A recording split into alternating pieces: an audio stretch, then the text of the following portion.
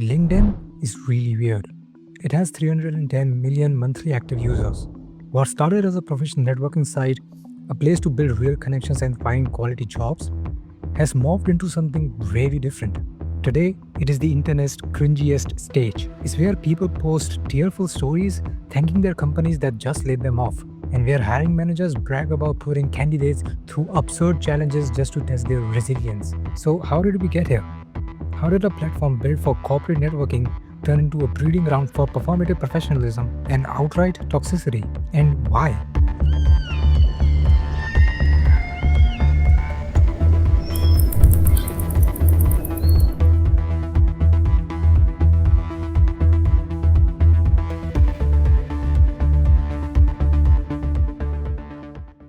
LinkedIn was founded by Reid Hoffman and was launched in May of 2003, and in just 10 years was valued at $2 billion.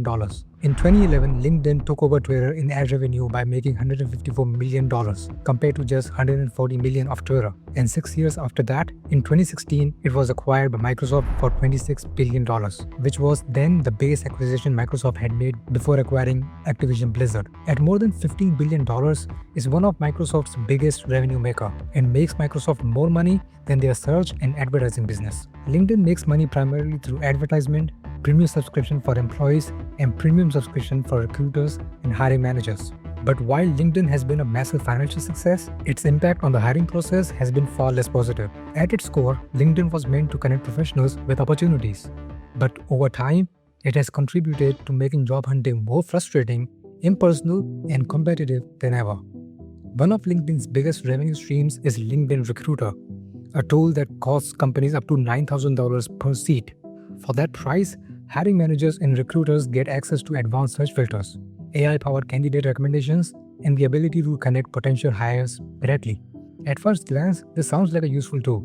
After all, recruiters need a way to sift through massive talent pool.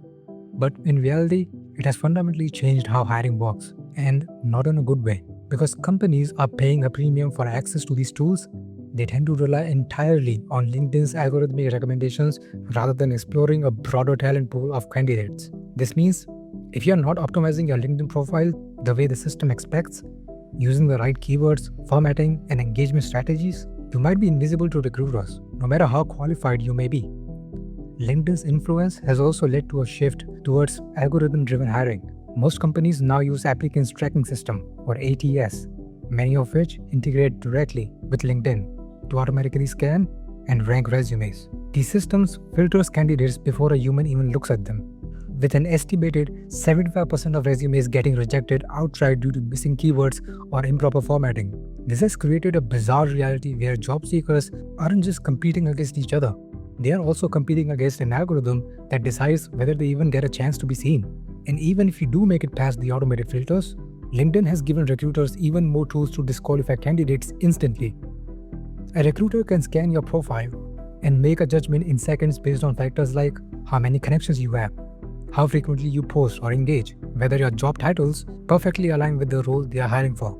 Even subtle biases like your profile picture, your banner image, or how you phrase your work experience can make a difference. All this just makes the hiring process even more frustrating than it already is. It's not enough to just have the skills or experience anymore. Now you have to worry about whether your resume has the right keywords to make it past an algorithm, whether your LinkedIn profile is optimized enough to even show up in a recruiter's searches. And if that wasn't bad enough, LinkedIn isn't just making hiring harder, it is also making money off of you in the process. Because every time you tweak your profile, every time you click on a job posting, every time you interact with a recruiter, LinkedIn is collecting data, analyzing your behavior, and most importantly, using that data to sell ads. According to Statista, about 50% of LinkedIn users are between 25 and 34, and another 21% are between 35 and 54. That means the vast majority of LinkedIn's users are in prime working years, which also means they are in their prime earning years.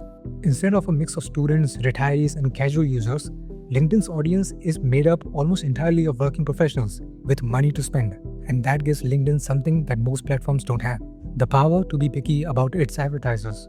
While Facebook and YouTube rely on a massive range of businesses, including spammy dropshippers and low-quality clickbait ads, LinkedIn can afford to be really selective. It knows its users are valuable, and companies are willing to pay a premium to advertise directly to them. This is not just a social network, it is an exclusive advertising goldmine.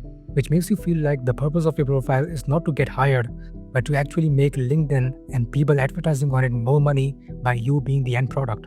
And in all this mess, the hiring process is getting even more cumbersome, exemplified by its open to work badge. It's supposed to signal possible recruiters and hiring managers that you are looking to get hired, but all it does is make you look desperate, less desirable, and less qualified compared to other candidates who aren't actively advertising their job-seeking status. Where Deborah Box, founder and CEO of DNS Executive Career Management, says, quote, "You are bringing the focus to your employment status and away from your unique value in the market and qualifications for the role. And many recruiters and hiring managers feel that it makes a job seeker look desperate, which is not an attractive quality when looking for a standout leader to run a function or a business." LinkedIn has contributed to a hiring environment that's more about surface-level pretentiousness than real qualifications. For many early career professionals who haven't yet built up hundreds of quality connections, this means the scales are already tipped against them. Instead of highlighting genuine skills and potential, the focus shifts to cultivating an image that appeals to the recruiters, leaving substance in the shadows. And that's why LinkedIn feels more like a platform that you are forced to be on. LinkedIn has, in a quietly successful way, embedded itself into the hiring process and has a total monopoly on professional networking. It has effectively stripped job seekers of any real agency in the hiring process, handing complete control of their professional presence over to recruiters. LinkedIn forces you into a constant cycle of performative networking, personal branding, and visibility tactics, all just to stay relevant. At its core, LinkedIn actually doesn't reward competence. It rewards those who know how to play a LinkedIn game. And if you are not playing, you are falling behind in the job market. It has turned career progression into a performance where even the most routine milestones, like finishing a basic training module or attending a webinar, are treated as personal triumphs to signal ambition. It is no longer enough to just be good at your job. You also have to be good at broadcasting that you are good at your job, carefully curating an online presence that looks more impressive than it actually is. The platform has created an environment where silence is seen as stagnation, forcing professionals to constantly post, engage, and manufacture success just to stay visible.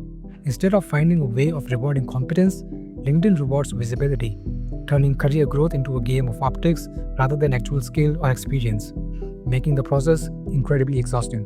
However, in a hiring landscape already tainted by performance and deception, the opportunities themselves aren't always real either.